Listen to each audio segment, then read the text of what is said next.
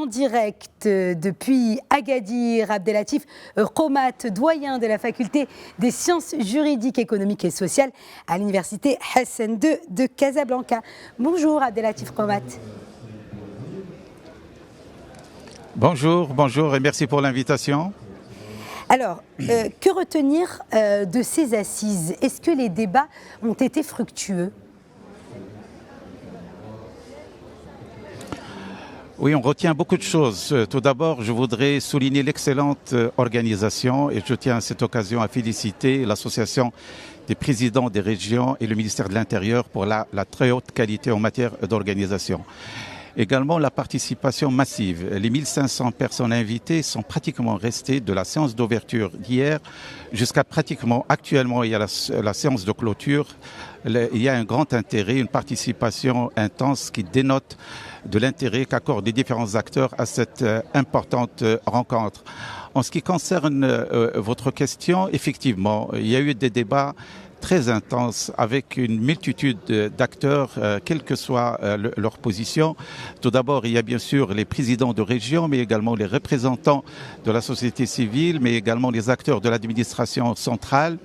Et nous avons noté un engagement collectif de différents acteurs pour justement faire ce bilan, cet arrêt appelé par Sa Majesté, de manière à mieux construire l'avenir. Mais en tout cas, ce qui est sorti, c'est que toutes les parties croient en ce projet. Il y a un engagement à justement capitaliser sur le bilan de ces 4 années pour mieux construire l'avenir, pour aller vers un développement socio-économique intégré, inclusif et global, comme cela est souhaité par le souverain.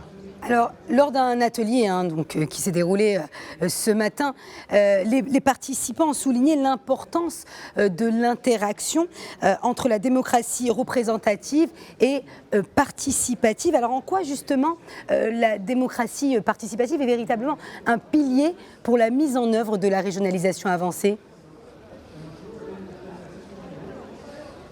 En fait, les deux projets stratégiques sur lesquels s'engage le Maroc, à savoir le nouveau modèle économique et la régionalisation avancée, se veulent des projets inclusifs et travaillons pour une réduction des disparités régionales, territoriales, mais également sociales. Cela ne saurait se réaliser sans que les idées émergent de la base. Et la base a ses représentants qui sont les élus, qu'il faut qu'ils soient écoutés. Parce qu'il n'y a pas mieux que les représentants de la population pour justement s'exprimer tout d'abord sur les attentes de la population, mais également sur les potentialités des différentes régions de manière à construire un projet intégré, inclusif et équilibré entre les dimensions économiques, sociales, mais également territoriales. D'où, bien sûr, l'importance de la démarche participative et l'implication des représentants de la population au niveau des prises de décision, qu'ils soient opérationnelles ou stratégiques. En quelques mots, brièvement, il a été aussi question durant les débats de parler de la nécessité de consolider et de diversifier les ressources financières des régions. Comment peut-on y arriver ?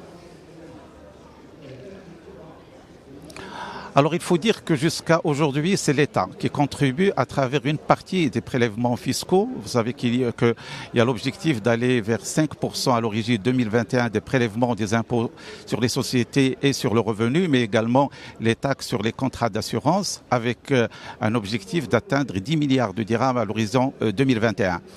Mais cette enveloppe ne saurait suffire pour justement réaliser les projets structurants programmés par les différentes régions, d'où la nécessité d'aller vers la recherche d'autres sources de financement, aussi bien au niveau national qu'international.